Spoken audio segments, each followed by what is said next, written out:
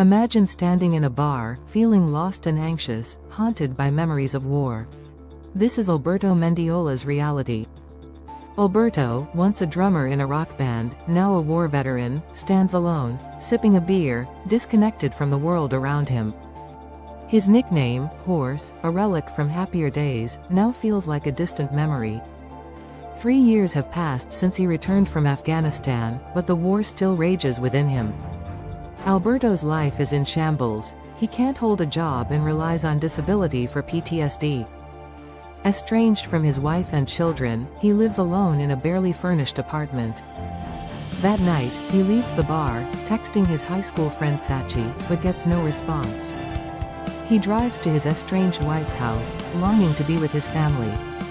Alberto's journey began in a trailer on the east side of El Paso, where he grew up with his parents and 3 siblings. He met Nicole in 2007, and despite his family's concerns, they quickly became inseparable. The pressures of supporting a growing family drove Alberto to enlist in the army in 2008.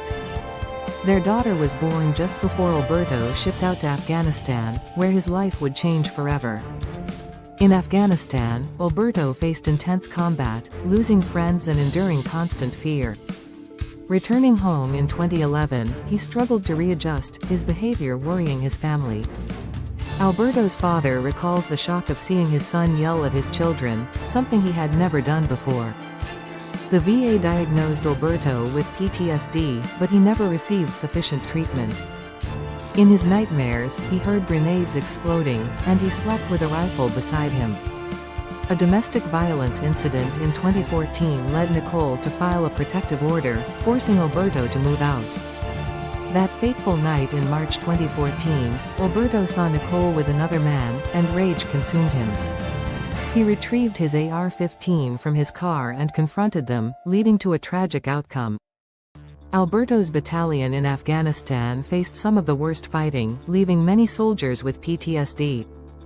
Back home, many of his fellow soldiers struggled to readjust, some turning to substance abuse. The VA system, overwhelmed and understaffed, failed to provide adequate care for veterans like Alberto.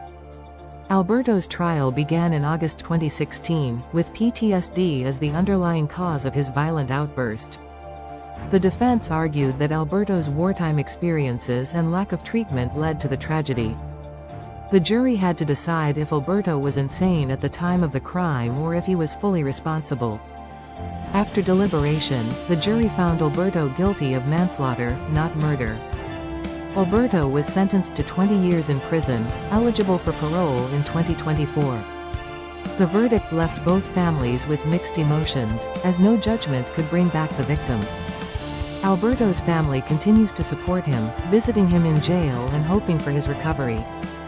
The VA's failures and the Army's decisions played a role in Alberto's downward spiral. In some ways, Alberto never truly came home from the war.